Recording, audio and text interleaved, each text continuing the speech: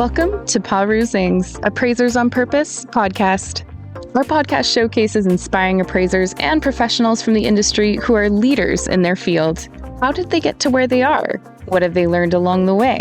What can we learn from them? Your host is real estate investor, entrepreneur, and appraiser, Michael Hobbs.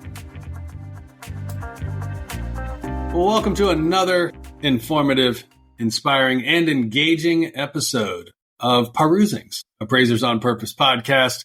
It is exciting today because we get to have somebody that you may not know, but you'll be glad that you do by the time we get to the end of this episode. Of course, this episode can't do what it does without you doing what you do, and that is not only continuing to subscribe and share the love. Just thanks, Carol, for your message the other day. She's like, it's fantastic. I just heard about the podcast through another peer, didn't even know it existed. And it's been such a bright spot. So be that generous professional and share the love.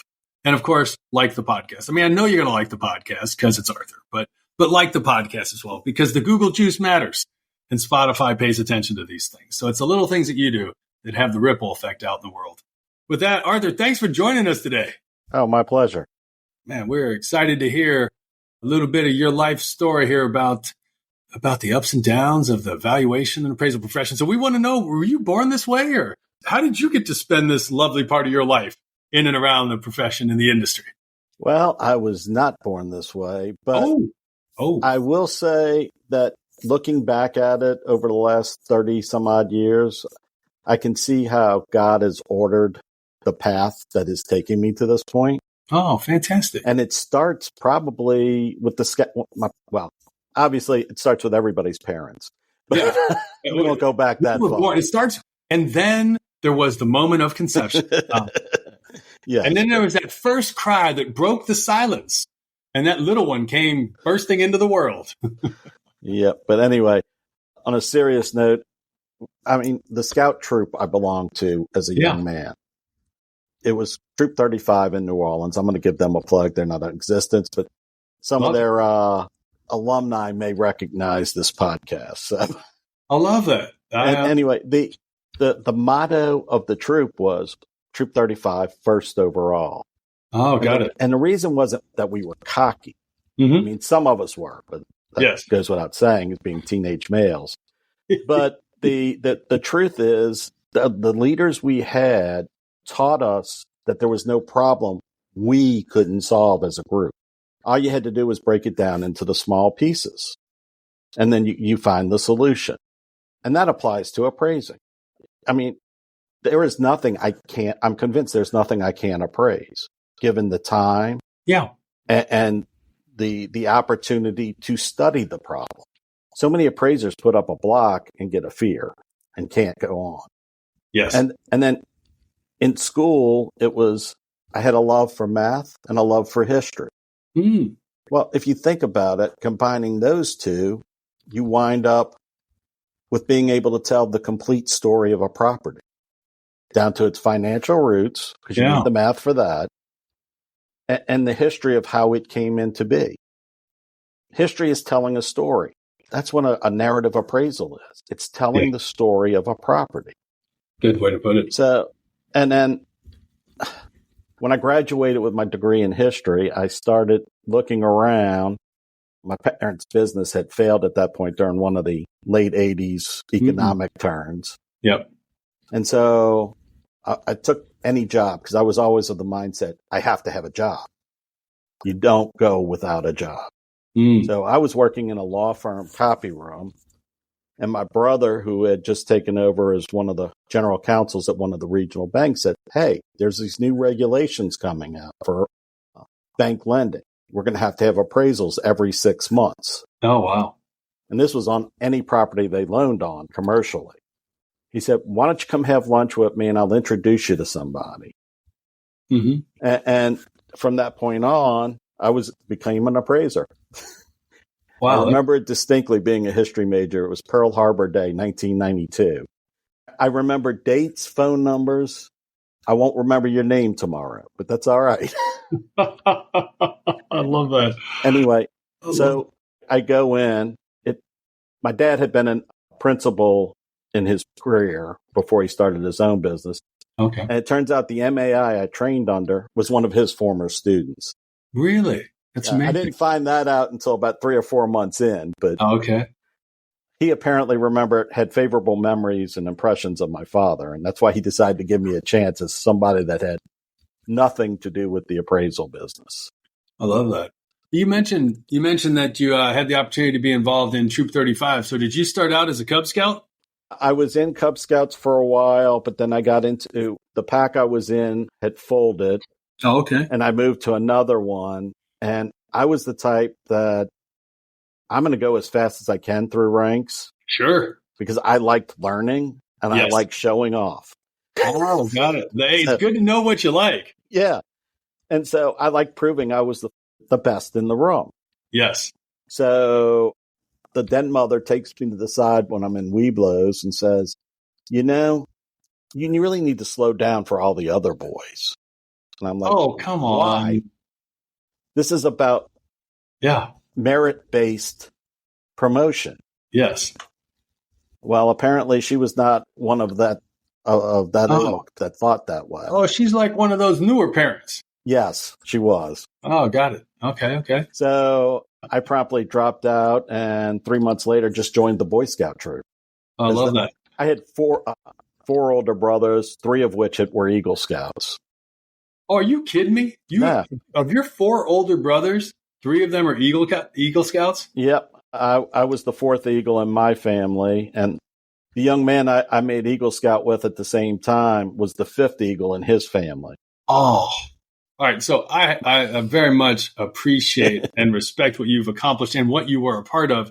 There are some people listening that have no idea what we're talking about. Could you just take a step back and just give us some perspective on scouting, which I feel, and I sense you do as well, given what you accomplished, can be has been for some, a very impactful community to be a part of and a place to learn and grow. But share a little more about what it was and what it means to get all the way to become an Eagle Scout.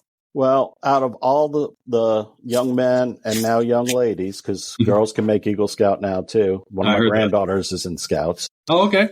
Which I love because her and her brother. So, but you can get, right now, it's about 2% of all who join the Boy Scouts make Eagle. Wow. Attain the rank of Eagle. Back at the time I did it, it was 1% or lower. Wow. So if you figure at any given time, there's probably 2 to 3 million kids enrolled in scouting. Mm-hmm. Only 1% of them or 2% of them are going to make it to Eagle. Yes. So it's only 30 to 60,000. Wow. It's not that it's hard. It takes commitment, time. You have to learn leadership skills. Mm-hmm. You have to learn a variety of skills. I mean, I wouldn't know how to survive in the wilderness if it weren't for having been in Scouts, how to build a shelter. Yep. But more than that, it teaches confidence. Mm-hmm. I might have mentioned this to you in one of the pre-podcast talks we had, that the ability to solve problems comes out of scouting. Yeah. And one of the other things I learned was you accept whoever you're with to get these goals accomplished. Yes. And if they're not as up to par with you as everybody else, you learn how to bring them up to your level or pick up their slack and carry them along. It's like it's easier to walk with 3 if one of you is hurt than it is by yourself. Mm-hmm. Yeah. So you just learn all kinds of great life skills. Yep. And you make lifelong friendships. I love that. And so you mentioned that back then only 1% of young people that were enrolled in scouting actually accomplished becoming an Eagle Scout. What does that mean to actually become an Eagle Scout? Well, you've reached the pinnacle. You know a heck of a lot. Yes. And you have the confidence to help others succeed along the way. Obviously, I don't know if it's still this way, but when my oldest son became an Eagle, and then he went in the Marine Corps right after 9/11, not too long after. Sure. And He got in boot camp. He went from being one pay grade higher. I don't remember exactly the rank names, but the Marine Corps values it. Yeah. From what I understand, the Army and Navy do too, because you have basic skills in leadership that they look for. I mean, some of the famous Eagle Scouts you can think of, Neil Armstrong, or the guy that Apollo 13, Jim Lovell. Yes. A lot of the astronauts were Eagle Scouts. So, I mean, it's just, you see a higher caliber people as far as willing to risk things and succeed. Yeah. That's what it means to me. And then having been along that way and didn't get to complete the Eagle Scout, what actually is the accomplishment that only 1% receive? I mean, you learn all these things along the way, but what is it that you're doing that actually, and then the culmination? Because that's the piece, because the people, it's one thing like, hey, I was involved in a program and I learned these things. That's great. But it's a little more specific than that. Well, the thing that actually seems to stall out most people is the Eagle Scout project. Say a little more about that. You have to find a need in your community. It can't benefit you or your family, at least not directly. I mean, if you do it at your church, obviously you're going to get some benefit from it. Right, yeah. But it's a need for your community, and you have to organize a group to get them together to accomplish the project.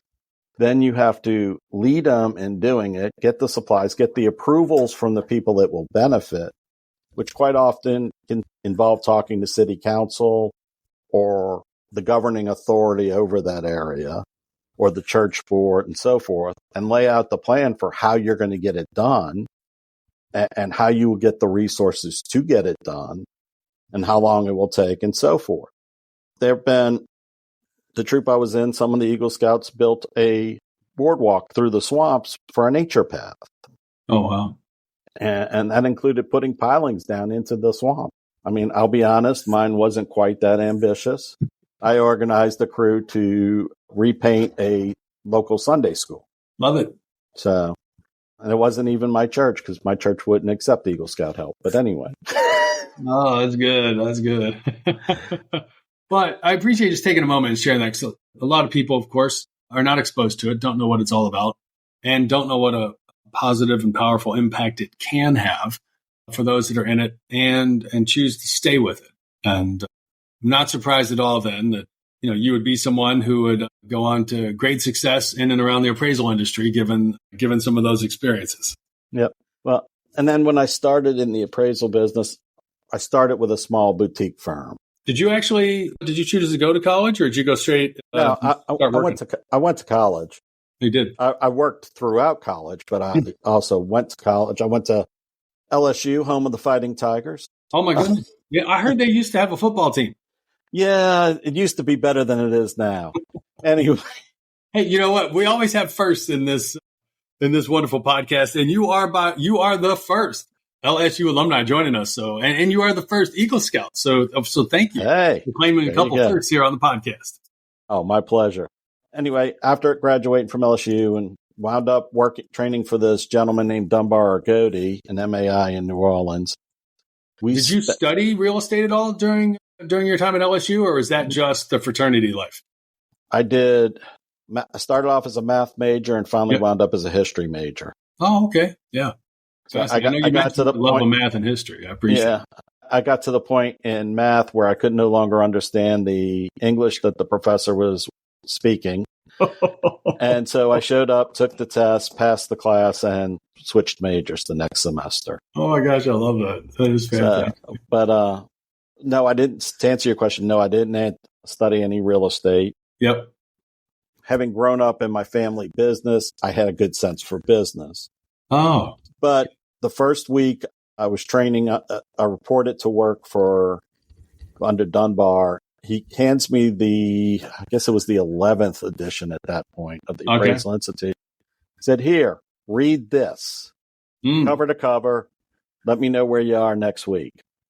Well, wow. He paid me 8 hours a day to sit there and read and take notes on the 11th edition. Oh, I love that.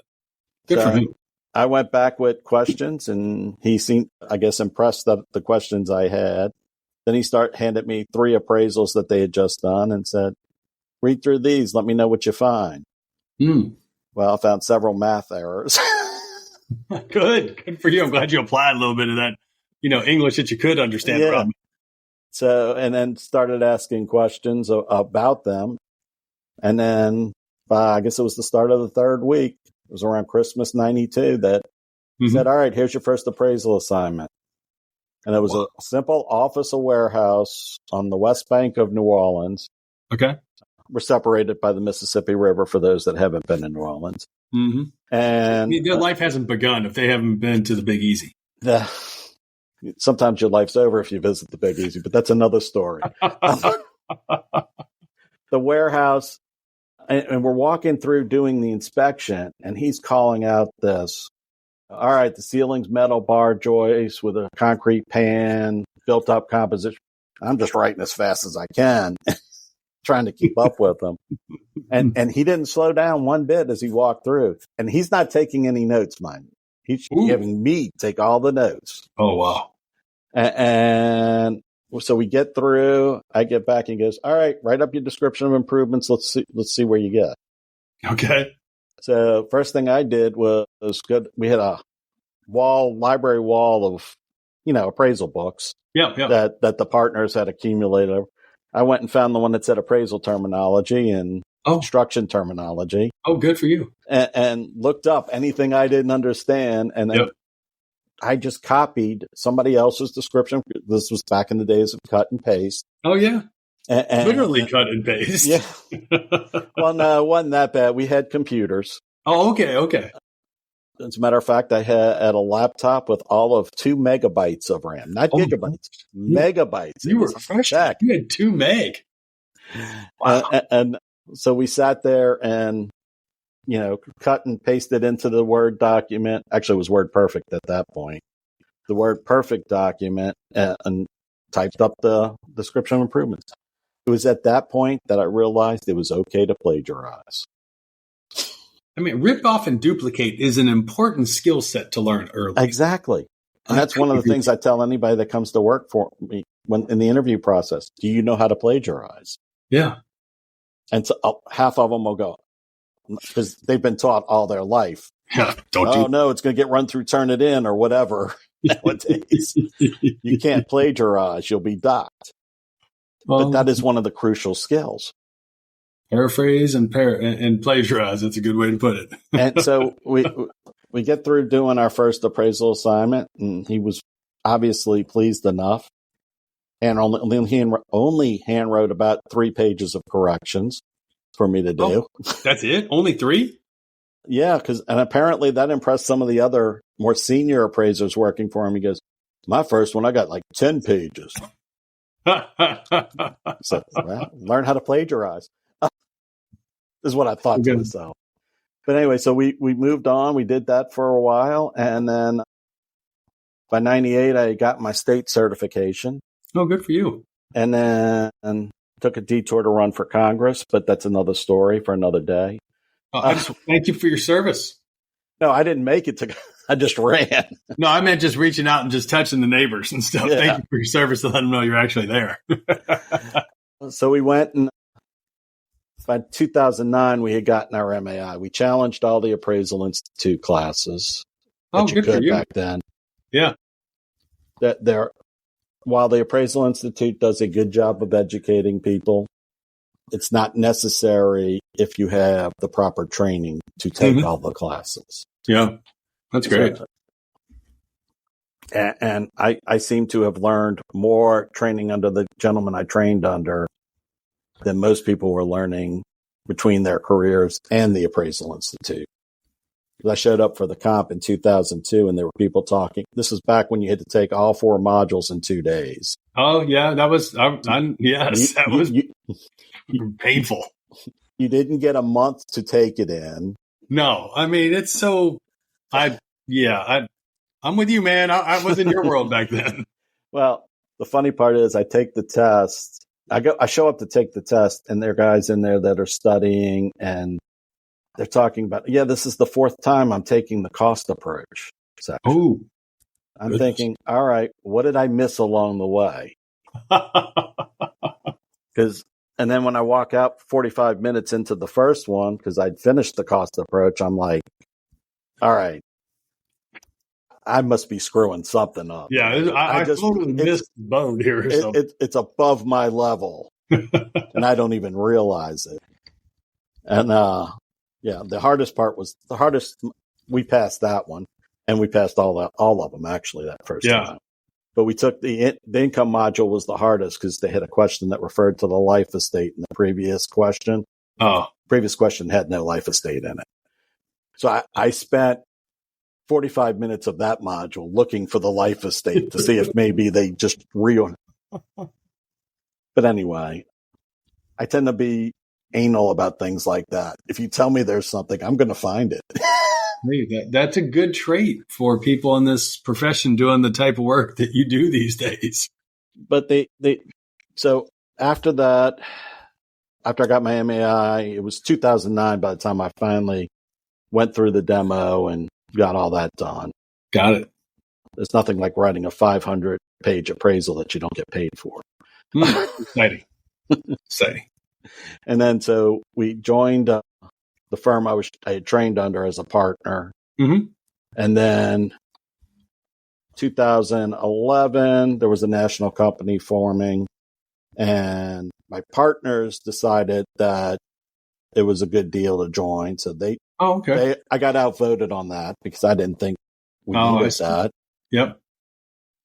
Turns out I was wrong. They were right. Mm-hmm. Although 3 years later, they had reversed their opinion and they left. But I had embraced the technology. Oh, I see. Because I was 20 years younger than any of my partners. Hey, it's good to have, passionate and energetic and open-minded people in the profession to help keep it going and take it to the next level. It sounds like for a period of time, that's been you. Well, once I saw where technology was going and what we could do, I mean, when I started, it would take 3 weeks to do an appraisal. With this national firm software, to do a Dollar General appraisal. Oh, okay. A simple appraisal. Yeah. Because you had to go out, you had to find your comps, then you had to write them up and so forth. Well, by the time we joined the national firm, we were able to do a Dollar General in about a week. Oh, that's impressive. Yeah. I mean, you get to shave 60% off your cycle time. That's nice. Yeah. And you could still keep quoting the 3 weeks you were saying it was taking you, and you don't feel as rushed. Yes. The stress level went down. That was great. Mm-hmm. That's nice. And then, so we stayed with the national firm. I even served on their board of directors for about 5 years. Oh, good for you. Until I got in a disagreement with some people, but that's another story.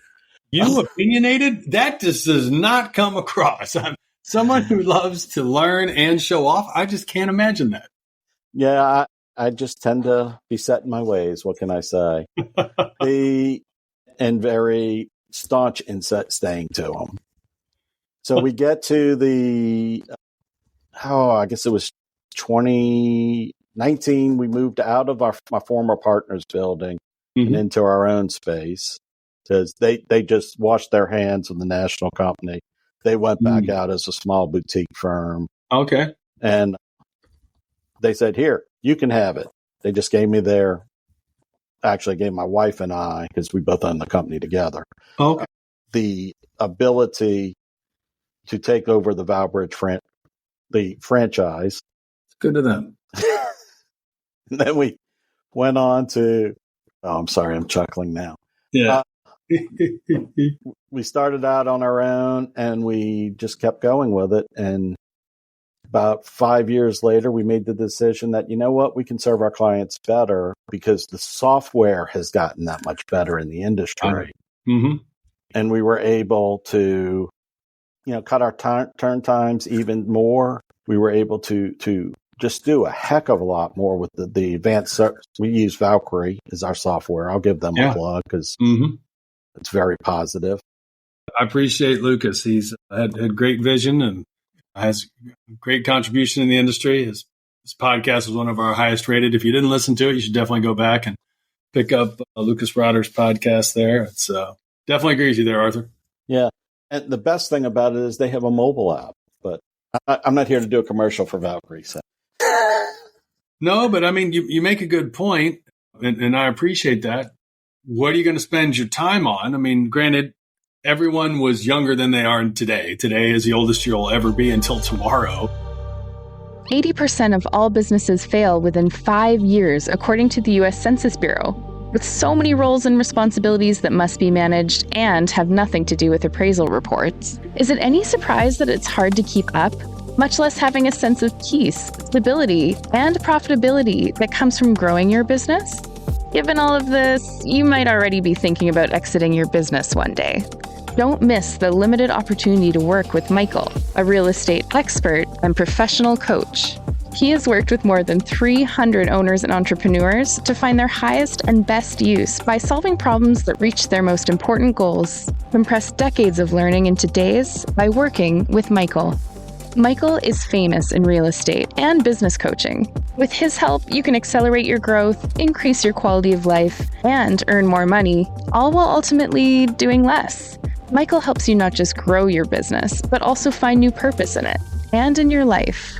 If you're ready to take control instead of being controlled, contact him on LinkedIn or email him at michaelh@paru.com. And then we go back to younger times and younger days. And the way we did things was because either that's all we knew or that's all we had access to. And, you sharing how one example of technology, having some, as opposed to like, hey, that first computer and 2 megabytes of RAM, versus what you're progressing towards, which is, wow, you feel excited. Like I went from being able to do a report in 3 weeks. I can do it now in 1. And now you're like, well, I can do it in days instead of weeks. Exactly. I mean, and then you get to spend more of your time being in the zone of what you're great at versus all the other things that also need to happen. That is so true. And the other thing that I have learned as I've gotten older in this business, don't be afraid. Older? I thought people got wiser. Some people would use another adjective behind the wise. I understand that one. I respect that. But we've learned that it's no good to be in this business if you don't share your knowledge with younger people. Mm-hmm. One of the most rewarding things I have found is having trainees, because I learn sometimes as much from them as they learn from me. Yes. One of the guys that now works for a national competitor in the Texas area, Karsten Greil,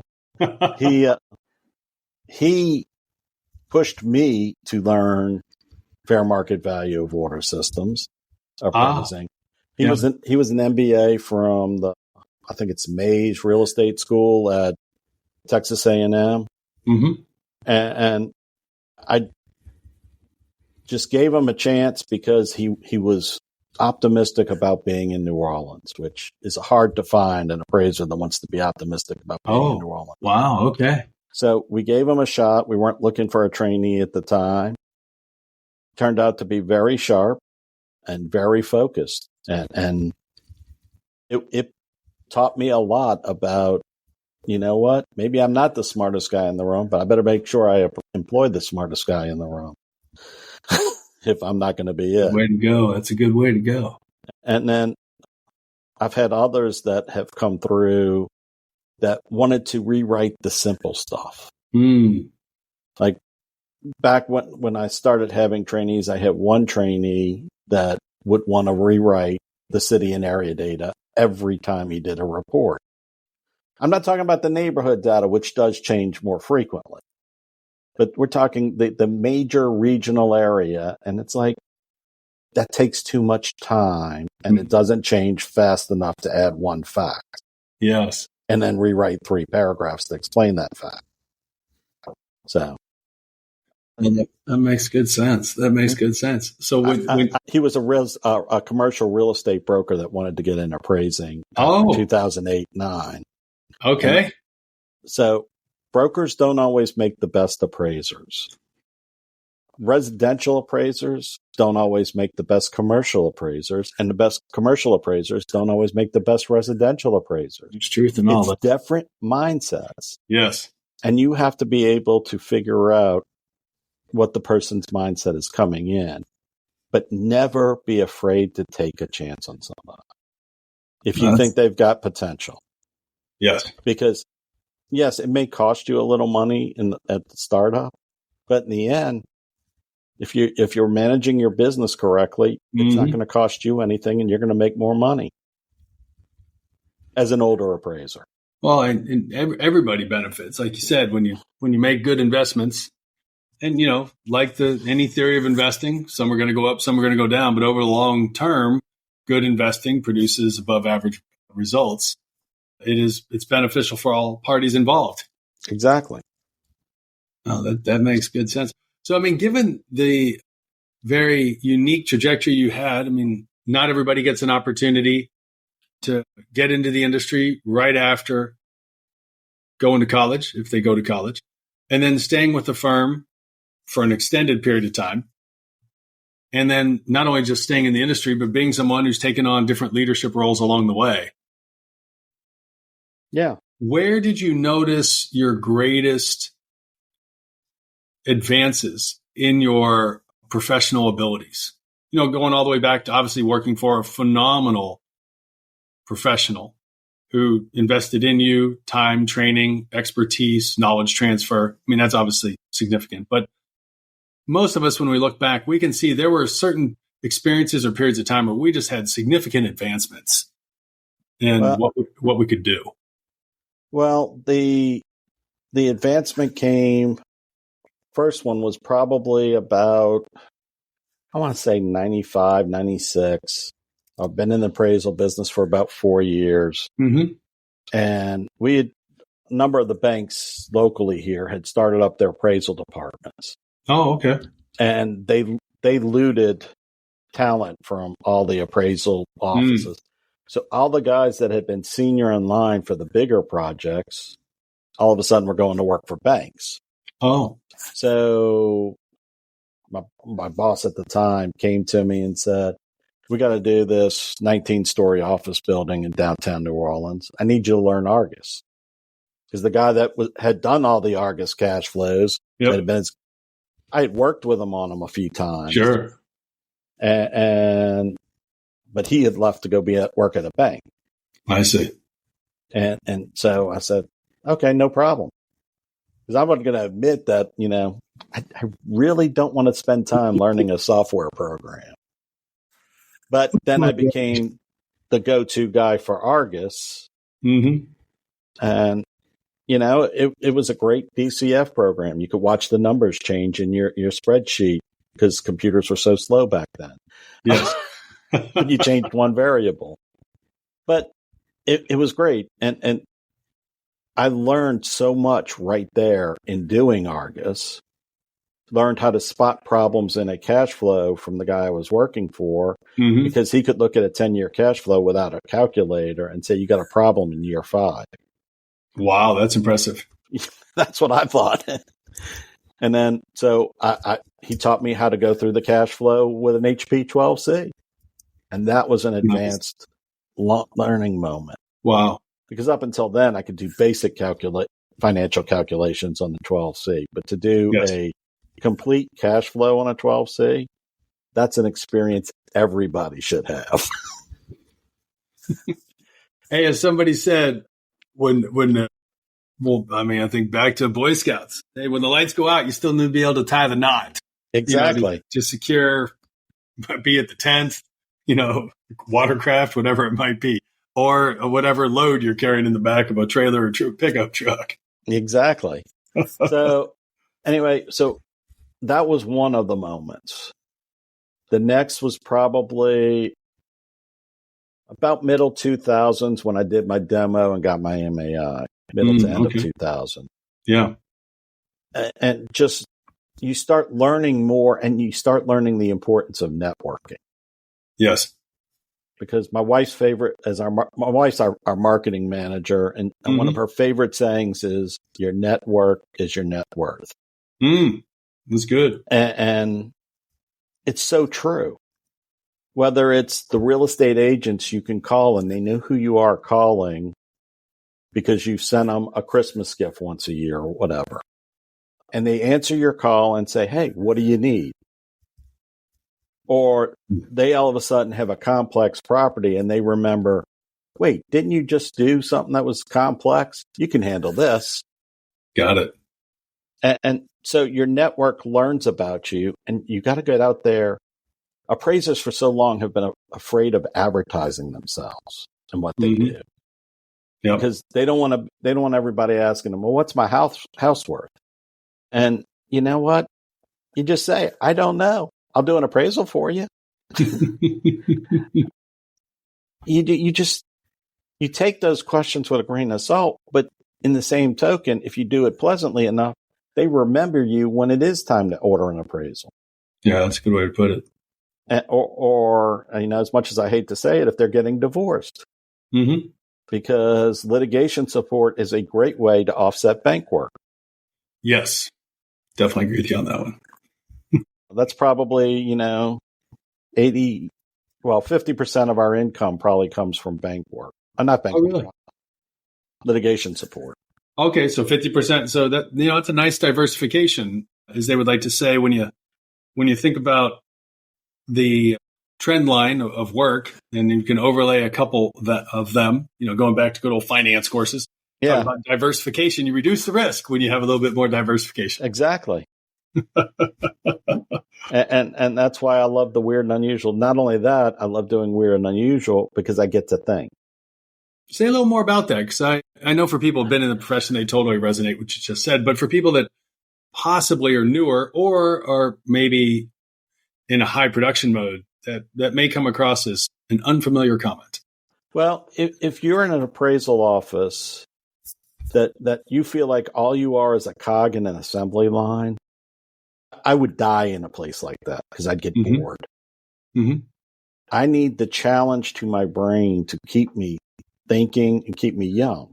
So, in other words, when you have a complex property that you have to think about, how do I appraise this? I think back to the first water park I did. Had no concept how to appraise it. Some people would say, "Well, you didn't have competency." Competency rule says if you go out and get the competency during the course of your assignment, you're fine. I reached out to a gentleman in your neck of the woods, Michael, Gary DeClark.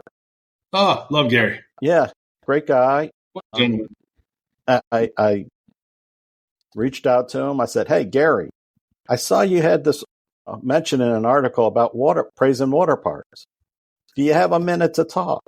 He spent an hour and a half on the phone with me teaching me how to do a water park appraisal. Love that. And I learned so much from him that it was just phenomenal. It was like being a sponge soaking up information. Yeah. And he said, anytime you need help, give me a call.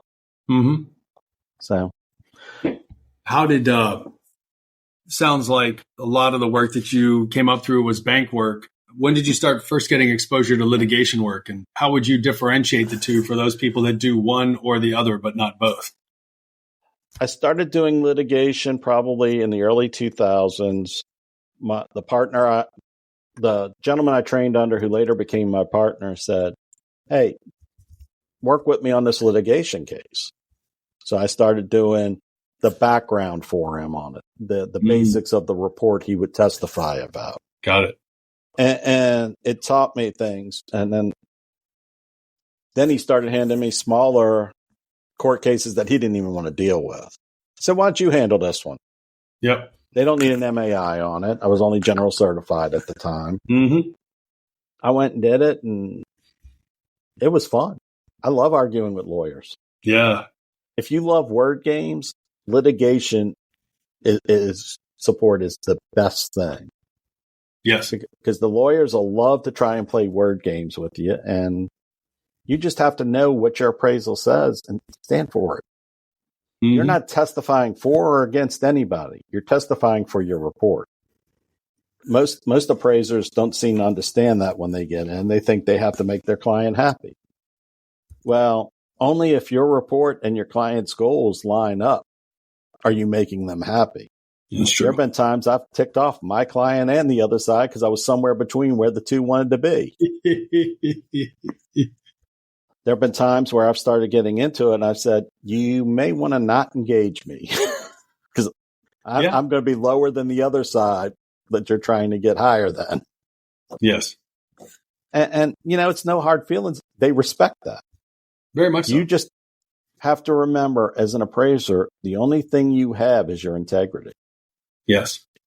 And as for bank work can be fun. I tend to only get requests for the more complex assignments now. Mm-hmm. But I have a partner that handles everything else. Yes. So that's fine. And he likes that. I don't like just being a cog in a wheel. I like the niche, the doing the weird and unusual. We just did a water system in Texas for a bank. Got it. That actually got referred to me by a former employee trainee. Yeah. Who now works for a national firm. Mm-hmm. So it comes out great. I mean, I've got friends at several of the banks. Yes. That they call me up when they have a question about, do you think this appraiser did this right? I said, you know what? Send it over. Tell me what he did, or she, or whoever. Mm-hmm. I have a better shot if I say he hitting the right sex in the appraisal industry, unfortunately. Sadly, that's still true, but hopefully that continues to change quickly. Yes. But they call up and they ask questions. I don't charge them for answering their questions. That's good customer relations. Mm-hmm. And so they remember who puts up a fight, who is aggravating, and who they can count on in a time of need. So that's an important perspective. And as you were sharing that, it reminded me, we both go back some number of years, and I was asking someone I graduated with about their experience working at one of the big six accounting firms. And they had a very particular, for those that don't know about it, you can ask somebody or research it. They had a very particular strategy for how they promoted people and percentages and attrition and all that kind of thing. But one thing I appreciated that they had learned was the importance of training up good people to be in the profession, knowing that most of them were actually going to leave the firm. But if they built good relationships along the way, very high likelihood those people are going to be in decision-making positions in the future and would then refer back to the firm for their public accounting work. And I hear that same thing for you and the experience of having someone that you invested in and trained up and they did well and they moved on and reached back out and opened the door to work together. I have to admit, I stole that from my former boss. He is and was still a great appraiser. He's the one that taught me that, because when everybody was leaving to go work at banks, mm-hmm. overheard him talking with one of the other, either partner or another MAI at one of the institute functions. Yes, asking him, "Aren't you upset about all your people leaving you?" Because they were leaving on short notice to go work and take these bank positions. Yep. And he's like, "Why would I be upset? They're going to be the ones making the decision on who gets the appraisals." Yeah, or who gets to join a panel or gets invited to do exactly. Work. I mean, it's still a relationship business. People are like, well, it's just all on the internet these days. I'm like, people do the coding. I know mm-hmm. ChatGPT helps out more of that these days, but people still have an influence over results and selection. Yeah, quite often they choose who on the panel gets the opportunity to quote the job. Mm-hmm. Oh, no, that is quite the experience. What have, given that you were someone who's started out, learned, has contributed, now you're in a role much like the gentleman that you first started with, what have you learned as you have an opportunity to work with and select people to come into the profession that would be helpful for people to hear? How would I go about it? That's a very good question. Thanks. The ones that don't suck. The things I've learned are look for the person that shows up. I have one young gentleman that just started in the last 2 years. He's still in school. He started as one of our interns during one summer. Yeah. He gets here, his work hours are supposed to be 8 to 5. He's here at 10 of 8. He enjoys being here. Got it. Or if he doesn't, he hides it well. he throws himself into his work, I guess is what I'm trying to say. I get it. He gets stuff accomplished as fast as he can, and then he's looking for the next thing. I've had other things I look for, or young people that want to learn. Yes. We just sponsored our local real estate seminar. Okay. NOMAR CID, it's called. They do the real estate forecast every year in New Orleans.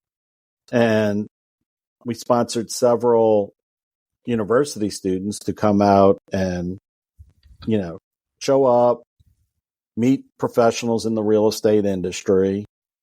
And there were a couple of the young ladies that showed up that were very sharp. They went out of their way to make eye contact with people and talk and ask questions to learn about individual industries in the real estate field. Wow. So don't be afraid to ask questions and learn. That's what I look for. I look for people that want to learn. You don't have to have a real estate background. Yes. You don't have to have a finance major. I'm happy to hire somebody with a history major. It turned out all right for me. So you just have to have a love of numbers. Yep. I look for that. And I look for somebody that can tell a story, so to speak. Yeah. Can speak, can present well for themselves. Hey, that is great feedback. So, I mean, given that you're still considered a young one in the profession, even at your, I'm only slightly under the age average. It's still younger than the midpoint. I mean, congratulations. Yeah. I mean, what are you optimistic about looking forward to over the next 3 to 5 years? Next 3 to 5 years, I'm looking forward to seeing some of the changes in the technology. Got it. How it gets improved. I am not looking forward to appraisers trying to adopt AI, because until you can lock away your data, you can't use AI in an appraisal report for the calculation part. So many appraisers are saying, I'm just going to feed all my clients' data and get the appraisal report spit out. You've just violated Graham GLB, Graham Leach Bliley? Yeah, that's it. Thank you. I can never remember all those names. It's all right. I don't know where it came from, but boom, it popped out. There you go. So I'm afraid we're going to have lots of problems with that. I would recommend I won't recommend to banks because they'll never listen to me anyway. But a better job needs to be done policing appraisers that just make deals work. But anyway, that's not where I see in 3 to 5 years. In 3 to 5 years, the appraisal industry is going to be back. I think it'll be back in about another 6 months fully, at least on the commercial side. Sure. Because one of two things are going to happen. Either the Fed will continually dump fuel on the economy because they're fearing a recession, and they'll keep dropping interest rates, or we're going to start seeing the foreclosures happen because banks can only keep extending loans so long before they actually really start going bad. Yeah, that's true. That is very, very good. I think last I saw, it's like $2.4 trillion coming due this year. Yep. By December in CMBSs. Most of those are backed by hospitality or office, with some of those being retail stores that, Walgreens just announced they're closing 1,200 branches. Yep. That's going to leave some investors on the hook for some loans. Just a couple. And, I can see where a number of those appraisals were done at 5% cap rates because Walgreens was an A tenant. Hey. Was being key. Yes. So the appraisal business will come back because of the foreclosures or the refinances. The only time appraisal industry sucks is when the economy's flat. That's true. And where has it pretty much been except for inflation for the last 3 years? It's pretty flat. Actually, I won't say that. No. Since the end of 22. Mid-22 is when rates started going up and then things started slowing down, yeah. Yeah, but you still had a wave of refis right at the end of 22 for people that said, oh, crap, let me lock in a lower rate for at least the next 3 years. So we had a wave of appraisals at that point. I do agree with you on that one.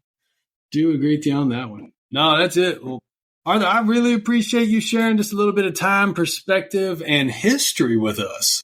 Yep. Here. Well, it was my pleasure. So thank you for having me.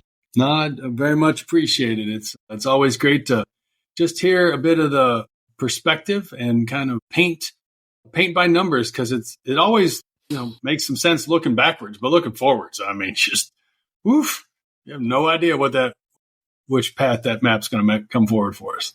Well, as I told my kids when they were starting out in their married lives, always make sure you can say, do you want fries with that to pay your debts? Because then you're living with. Oh, that's nice.